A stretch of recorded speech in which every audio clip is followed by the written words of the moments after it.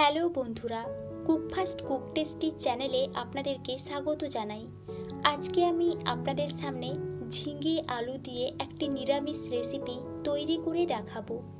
গরম গরম ভাতের সঙ্গে এই তরকারি খেতে অসাধারণ লাগবে।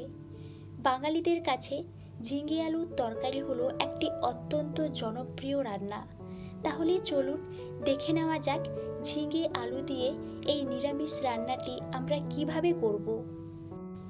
ঝিঙে আলুর এই নিরামিষ রেসিপিটি করার জন্যে প্রথমেই আমি একটা প্লেটের মধ্যে কিছু আলুকে লম্বালম্বিভাবে কেটে নিয়ে এক পাশে রেখেছি এবং কিছু ঝিঙেকে আমি এইভাবে কেটে নিয়ে আরেক পাশে রেখেছি।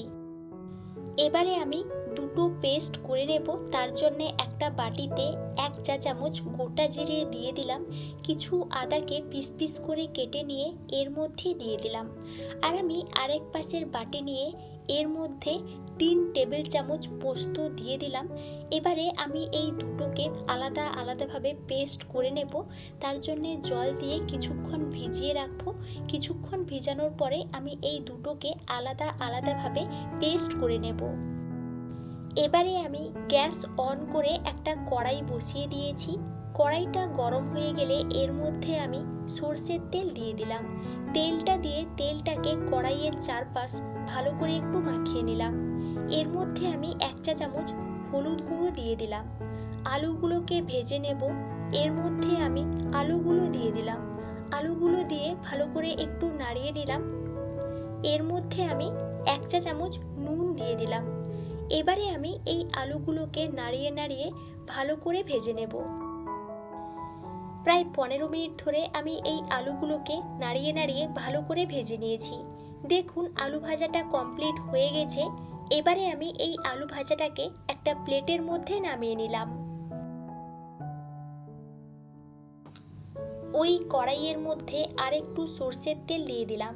তেলটা গরম হয়ে গেলে এর মধ্যে আমি 1 চা চামচ কালো জিরে দিয়ে দিলাম, দুটো শুকনো লঙ্কা দিয়ে দিলাম। গোটা মশলাকে কয়েক সেকেন্ড ভেজে নিয়ে এর মধ্যে আমি আদা এবং গোটা জিরে পেস্টটা দিয়ে দিলাম।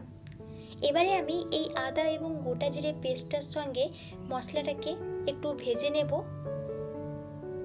এর মধ্যে আমি 1 চা চামচ হলুদ গুঁড়ো দিয়ে দিলাম, 1 চা চামচ কাশ্মীরি লঙ্কা গুঁড়ো দিয়ে দিলাম, 1 চা চামচ ধনে গুঁড়ো দিয়ে দিলাম, আর হাফ চা চামচ গোলমরিচের গুঁড়ো দিয়ে দিলাম। মশলাটাকে ভালো করে একটু কষে নেব।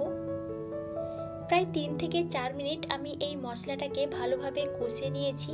এবারে আমি এর মধ্যে পোস্ত পেস্টটা দিয়ে দিলাম। পোস্তটা দিয়ে দিয়েছি। এবারে আমি পোস্তর সঙ্গে মশলাটাকে ভালো করে একটু মাখিয়ে নিলাম। এর মধ্যে আমি পোস্ত পেস্টের জলটা দিয়ে দিলাম।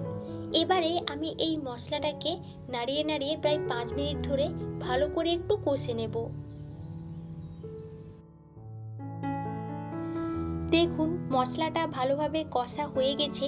এবারে আমি এর মধ্যে ঝিঙে দিয়ে দিলাম।